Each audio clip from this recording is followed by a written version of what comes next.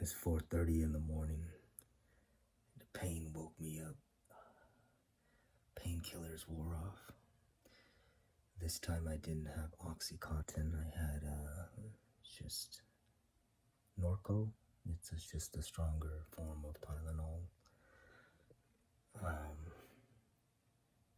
My recommendation right now is to have the Oxycontin instead of the weaker form because it's kind of brutal. Pain scale 8 and 9 while you sleep, and that's hard to sleep. Is when you move, So I'm just in the kitchen, about to start some coffee, and I can do some work, edit some vlogs and stuff. I absolutely love coffee, straight black coffee, because I do intermittent fasting 20 hours a day. I eat for 4 hours. It took me time to build to that, just starting with 12 hours and then 14, and then it gets easier and easier, and I love this way of life. I don't have to really think about eating, and I love that. And when I eat, I can go hard, you know what I'm saying? I love that too. When I was born, it was during a war, civil war in Cambodia, so food was scarce.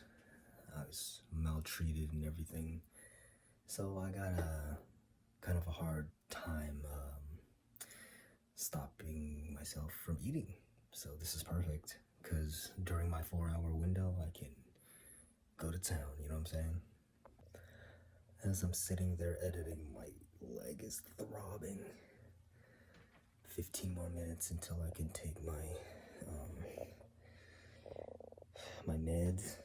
Where it throbs is like around the thigh, strangely, like near your knee. I mean, they cut your femur, so it's throbbing where they cut and maybe put a screw. I don't know, but it's very painful or very uncomfortable. Second day is the worst day. Jeez.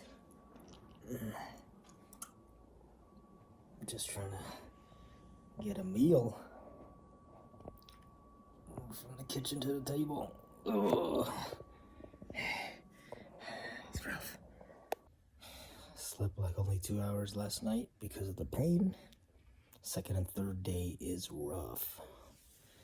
At least it's gonna be a 7 pain, but hang in there. Hopefully 3 days of pain is gonna be it. Ooh, took like a 3-hour nap. We got some sleep. Okay. Third day, so I need to take a shower. It's gonna be brutal. Maybe I can actually show you how it's wrapped so that you can take a shower. Okay. How it looks, but right here, it's all swollen. That's why I didn't tell you, we constantly ice for 7 days. And for a cold day, that really doesn't feel good. The thing looks like this. Crap. Bruised up. This is where the incision is. You could take a bath because it's plastic right here, like waterproof, but don't go overboard. Let me see if I can show you. This is the healed side. Not to flash you, but there's an incision after 16 months. Boom. Boom. It's all good on that side. This side is gonna take time. Okay, this is the thigh wrap. Looks like that, because we have to put that ice pack here. On the other side, it's just hanging on. I'm not trying to flash you guys, but yeah. Okay. Let me wish this was lower. Actually, you guys get the idea. Basically, it's not a diaper. It's just a wrap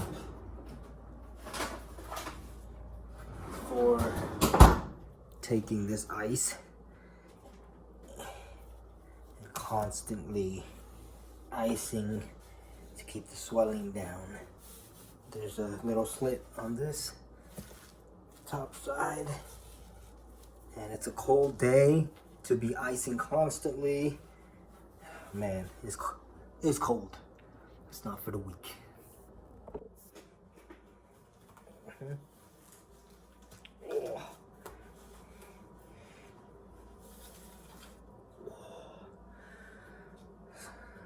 So it's crazy, but you wonder why it hurts. Like all your muscles over here were all stretched out, so it's all tender. Like it's still kind of numb, to be honest. And that's the same goes for, you know, my left hip replacement. So I'm familiar. Still day 2, it's rough.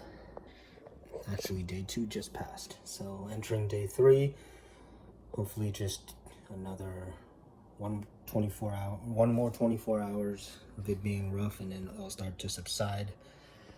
But it feels like a long time. I want you guys to see how much ice packs we have. See, right there. We constantly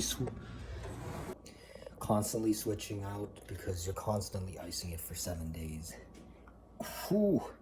Jeez, all right, rest a little bit. And it starts to be really brutal on your other leg because your whole weight is dependent on it. So be careful. I'm starting to feel it on my left knee, but yeah, trying to take it easy. Technically, I'm in the middle of day 3, and the throbbing has subsided. I feel pretty good. I think it's healing pretty good. This time it was weird. I had hiccups. Like every 2 hours, I would start having hiccups, and I researched and realized it might have been my diaphragm, because when we get the anesthesia, it numbed the bottom half of my body, so it might have screwed something in my diaphragm, and so I had to fix it by just doing some qigong breathing, which is just breathing with your stomach. That's all. Re-engaging the muscles in your stomach. So if that happens, that's all you have to do. It was kind of getting scary. I don't know how I figured I was just starting using the muscles in my diaphragm, but it worked. Before that, for 2 days, I just had hiccups all the time. And it's not the hiccups that go away. Holding your breath and stuff, it didn't really make it go away. So I'm just grateful that's over. And this hip is healing. It's kind of exactly what I remembered for my left hip. It's not fun. It's inconvenient. But seeing what happened with my left hip, there's a lot of hope that you can bring it back really strong. One worry I do have is that my right leg is my strong leg, my power and balanced leg.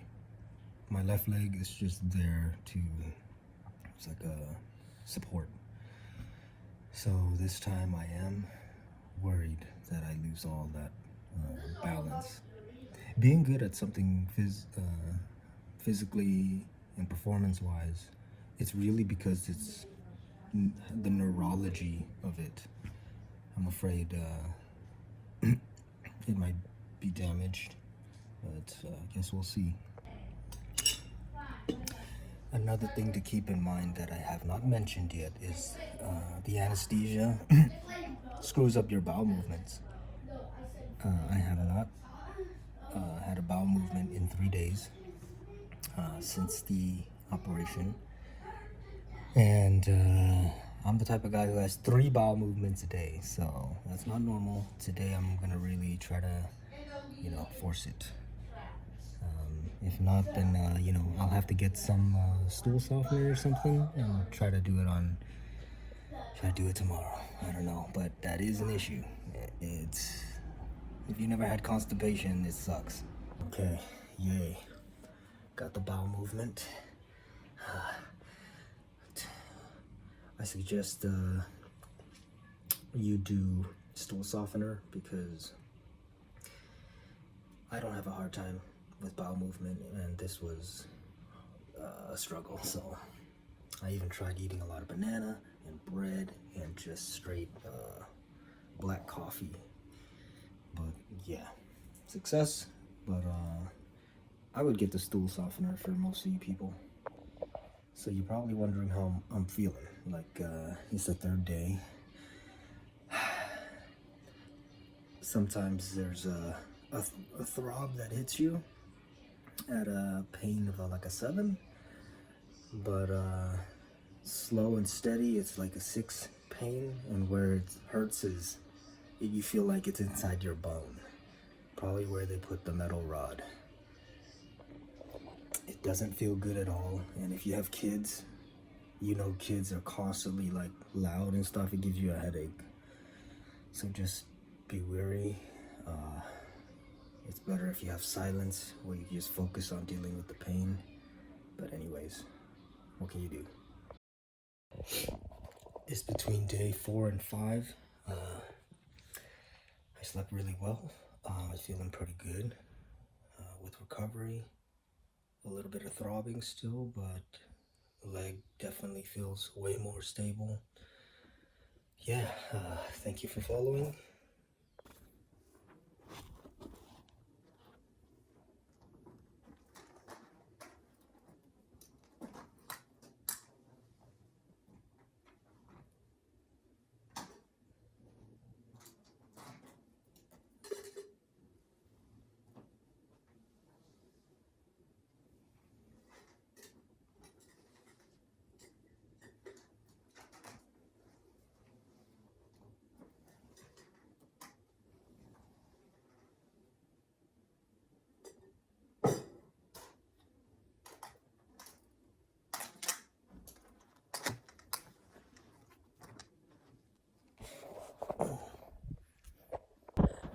Hey, it's between day 5 and day 6. Feeling pretty good. I'm gonna lift a little weight today, but very little, maybe like a 10-pound weight. Do like 3 sets of 10, some shoulder raises, something very little. But what's funny is when you have a hip replacement, your whole body gets weak. Your mind is weak. Your mind can't think as well because it's all connected, So, yeah, the healing's coming along, and I'm thinking a little more clearly. Could be better. I have an interview for a short film Marshall Club did called Shaolin Avengers. I have that interview on Thursday, so hopefully my mind gets way more clear, or else we'll see how it goes. It should be funny either way. Whew. Rebirth. This is what this is, like a rebirth. And so I'm grateful. I appreciate that. All right. I don't actually remember this much back soreness from the first hip replacement, but I'm primarily using my left leg to walk, and so my lower back, I gotta lay down on a 5-pound weight to get that myofascial release. Hey, I'm old. So fortunately, I've been taking care of my back so I don't have any spasms or anything, but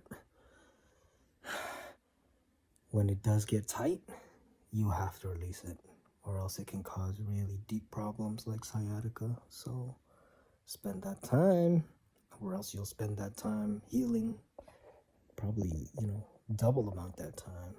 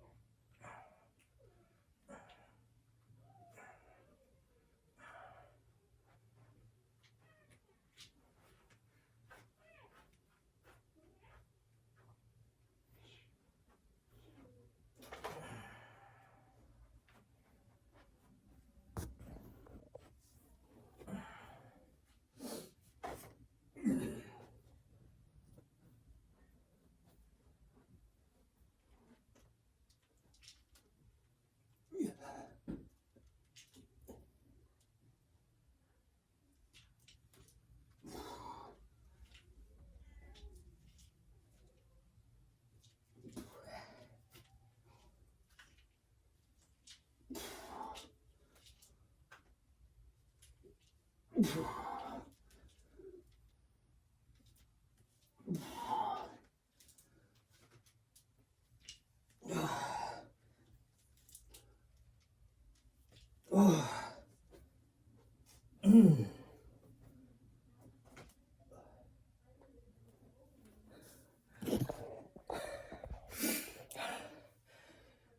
kind of weak, but getting back. I always think to myself, just taking it easy, just like breathing. And so that I'm making it in my mind to be just like breathing. I realize it's from psychology. Not a lot of people pick up that lesson, but I did because I was listening. Meaning that's the solution I was looking for. There's a rule in psychology: if you walk like a duck and you talk like a duck, then you must be a duck. Trust me, I'm getting somewhere with this.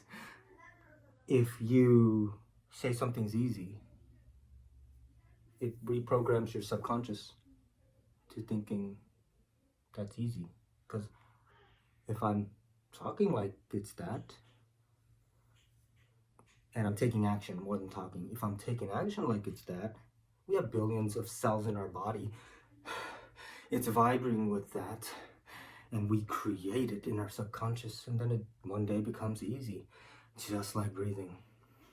If we say something's hard, then it's hard. We take away our power. We say it's easy, we give ourselves full power.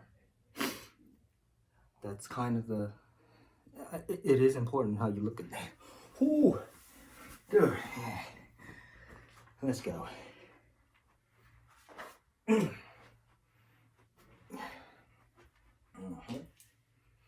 Taking it easy.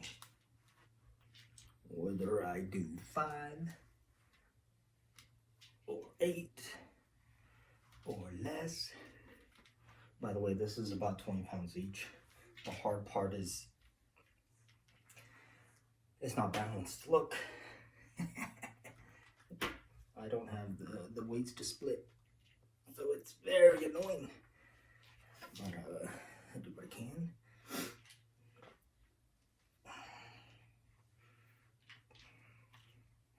I don't know if the camera flips it, but this is my left side. This is my right side. It's my right hip on this side. Feeling not too bad.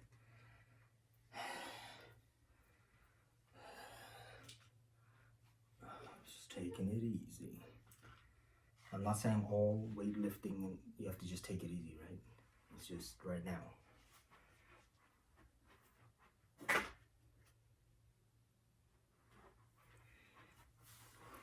But one art that requires you taking it easy is wushu kung fu.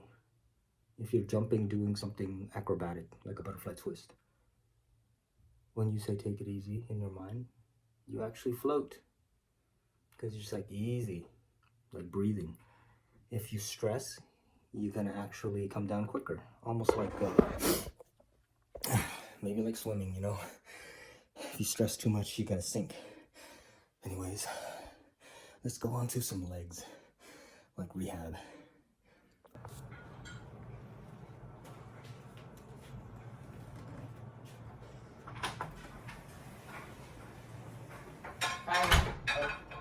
Yeah. Oh, sorry, you're still in the middle of it. Yes. Oh, when you're done, remember, Okay. closing, and then here. Help me.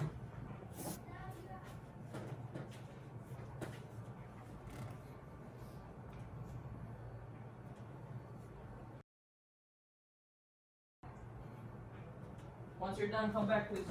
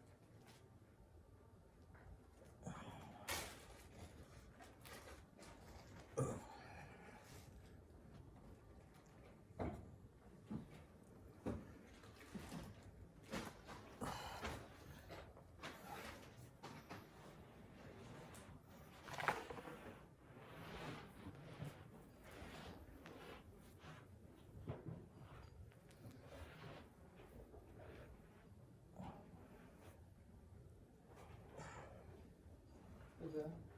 Yes. More glasses?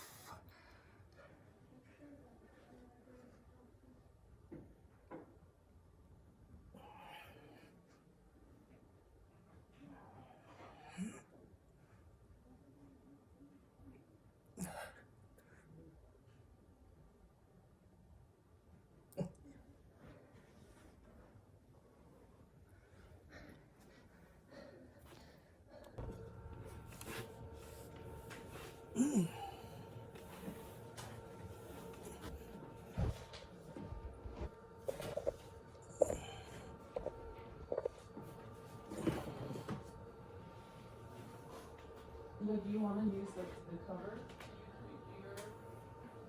I'm gonna cut this off. Do you want to use the part?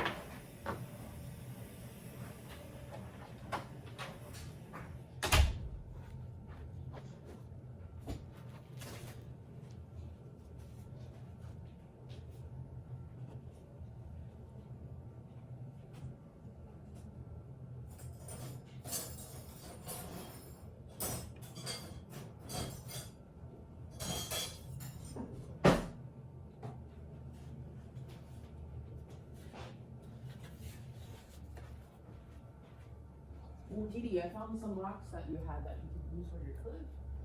And that was my idea.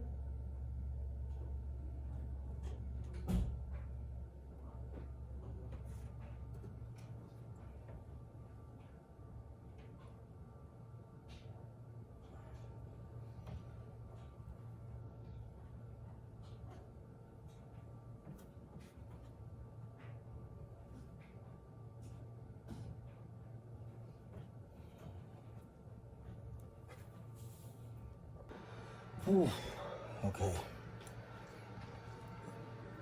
Pain scale doing that. 5, sometimes 6. I think you should listen to whatever Bob and Brad says. There's more exercises Bob and Brad does. I think you should keep the pain scale 4 to 6. Any more, you can't do it. I think most people would say less. So yeah, best of luck.